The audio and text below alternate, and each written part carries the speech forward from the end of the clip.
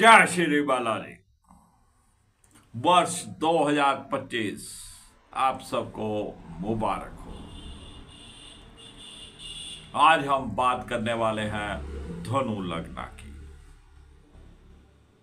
लेकिन धनु लग्न के लिए पहले ग्रह स्थिति समझ लेना बहुत जरूरी है। वर्ष के शुरू में मंगल देव नीच राशि में रहेंगे। 21 जनवरी को मंगल देव मिथुन राशि में प्रवेश कर जाएंगे और 2 अप्रैल को बृहस्पति देव वापिस कर्क राशि में आ जाएंगे। इसी तरह बृहस्पति देव 14 मई 2025 को बृहस्पति देव मिथुन राशि में प्रवेश करेंगे और बृहस्पति बहुत तेज गति से चलते हैं इस साल।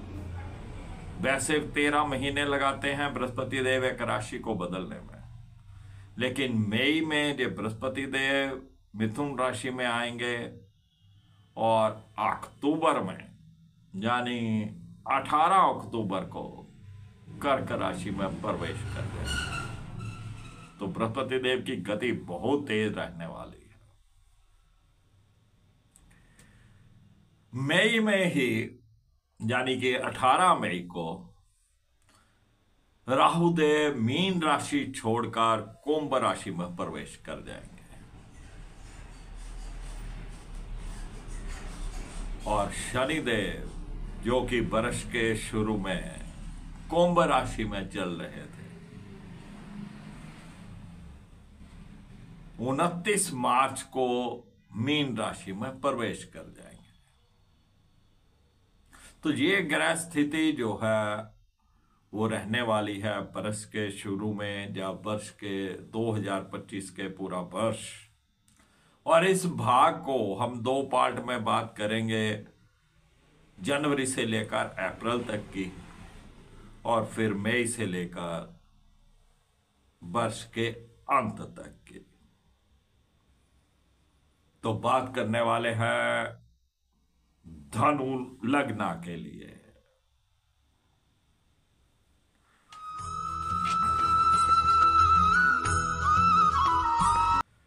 धनु लग्न के जो स्वामी हैं वो बृहस्पति देव हैं, जो कि धनु लग्न से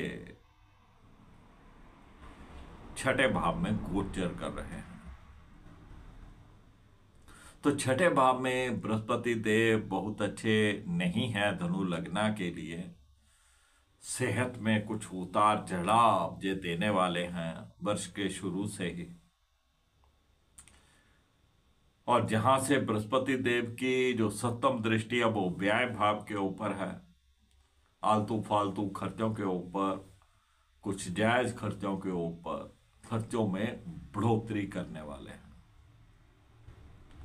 लेकिन 6ठे भाव से बृहस्पति देव की 5वीं दृष्टि कर्म भाव के ऊपर है। तो जो भी आप जॉब करते हैं, जो भी आप व्यापार करते हैं, उसमें थोड़ा मेहनत करके आप अच्छी सफलता प्राप्त कर सकते हैं।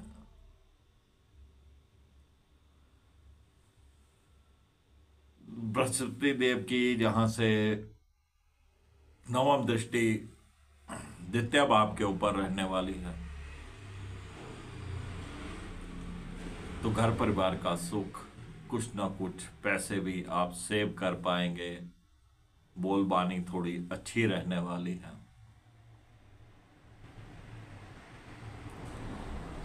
और जहां पर अगर हम बात करें मंगल देव की,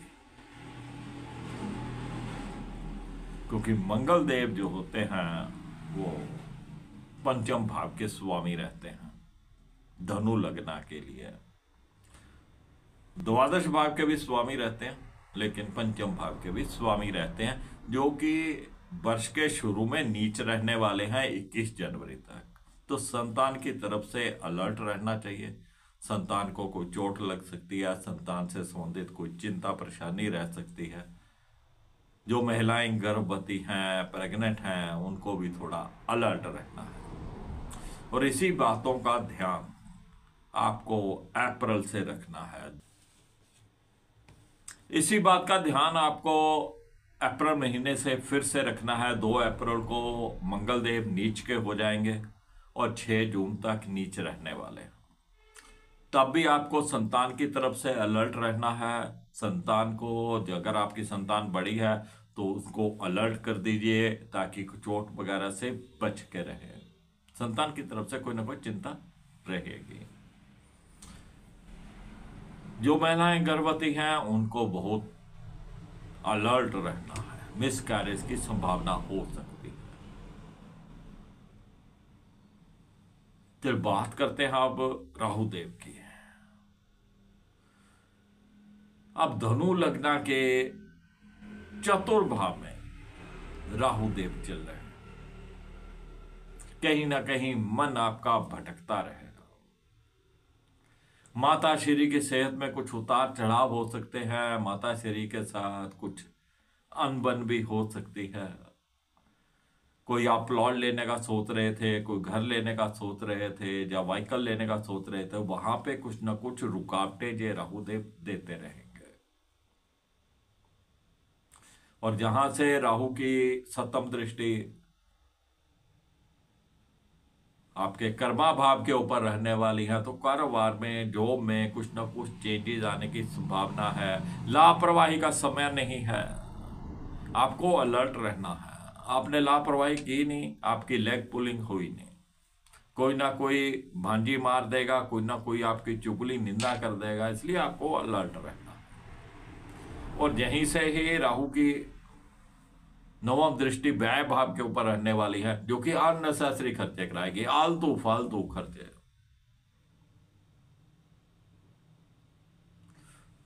तो राहुदेव शुरू में ये सब देने वाले हैं। 18 मई तक ये सब रहने वाला है। उसके बाद राहुदेव राशि बदल लेंगे। शनिदेव आपके तृतीय भाव में चल रहे हैं। तृतीय भाव छोटे भाई बहनों का, आपकी हिम्मत का, जोश का, वहां पर शनिदेव बहुत अच्छे चल रहे हैं। शनिदेव आपको हिम्मत और जोश बनाए रखेंगे।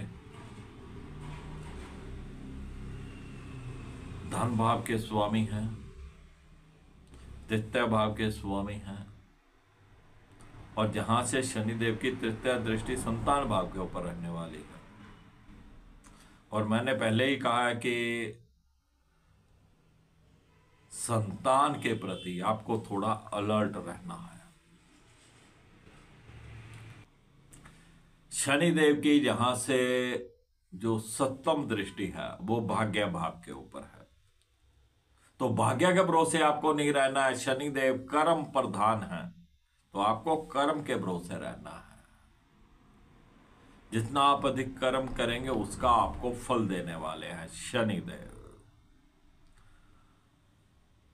और जहां से दसम दृष्टि व्यय भाव के ऊपर रहने वाली है, अननेसेसरी खर्चे, दवाइयों के ऊपर खर्चा, कोई ना कोई चालान भी आपका कट सकता है, सरकारी दंड भी लग सकता है।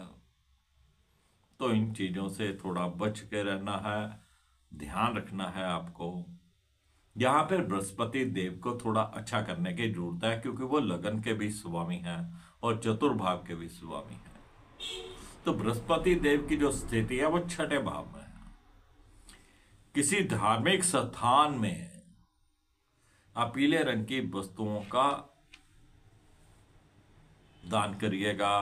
कोई पीले रंग का प्रसाद वहां पे भोग लगवा दीजिए।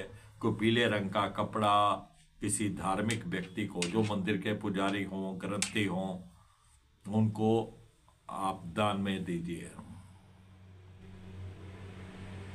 तो कुल मिला के जो स्थिति जो है अप्रैल तक धनु लग्न के लिए रहने वाली है।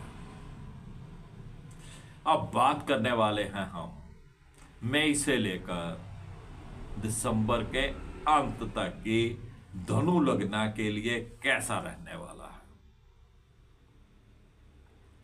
बृहस्पति देव जो कि छठे भाव में चल रहे थे, अब सप्तम भाव में गोचर करेंगे। जैसे ही बृहस्पति सप्तम भाव में आएंगे, बहुत तेज गति से चलेंगे। और मैंने आपको बताया था कि अक्टूबर माह में 18 अक्टूबर को बृहस्पति देव फिर राशि बदल लेंगे, उच्च राशि में चले जाएंगे, जो कि 13 महीने में राशि बदलते हैं। और इस बार मई में राशि बदलेंगे और फिर ये अक्टूबर में राशि बदल लेंगे। तो बृहस्पति देव की गति बहुत तेज है। हर कार्य को आपने बहुत सोच समझ के जरा जल्दी जल्दी कर रहा है, सुस्ती नहीं डालनी है। सप्तम भाव में बृहस्पति देव, मिथुन राशि में, धनु लग्न के सप्तम भाव में, पति पत्नी संबंध पहले से बेहतर रहने वाले हैं। डेली रूटीन आपकी पहले से बेहतर हो जाएगी, आप समय पे हर कार्य कर पाएंगे और आपके लाइफ पार्टनर की सेहत बेहतरीन रहेगी। आपसी संबंध, आपसी तालमेल बहुत बढ़िया रहने वाला है। और जो विवाह योग्य हैं, जिनके लिए लड़का या लड़की देखा जा रहा है, तो ये बृहस्पति देव उनका रिश्ता कहीं ना कहीं तय करवा देंगे।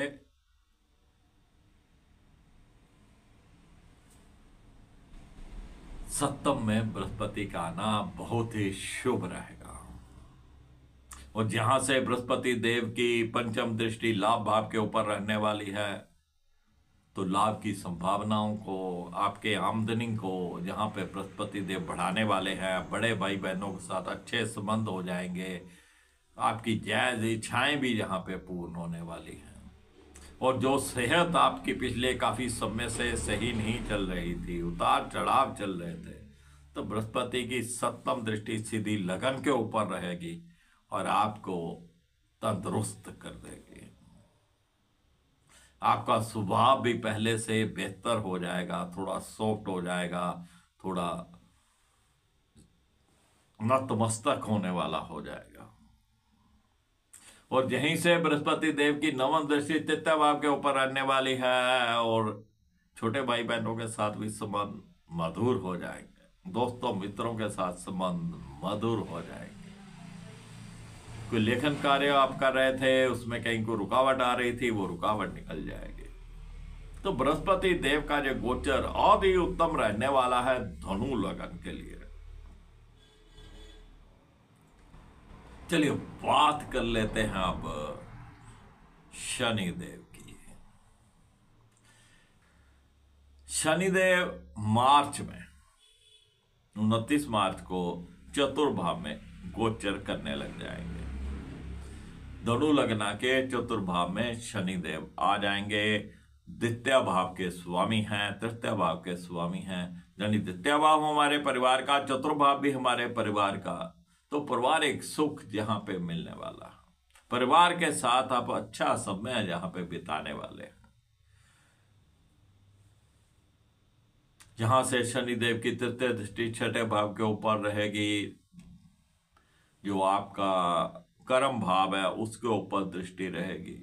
तो कर्मा की तरफ आपको ध्यान देना है, मेहनत की तरफ ध्यान देना है, सुस्ती डालनी ही नहीं है। बृहस्पति देव पहले ही तेज चल रहे हैं, तो शनिदेव भी यही कहते हैं आज का काम आज ही करो, कर्म की तरफ ध्यान दो। जितना आप मेहनत करेंगे, कर्म करेंगे, उसका फल आपको मिलने वाला है। तो अपनी जॉब में, अपने व्यापार में लापरवाही नहीं चलेगी।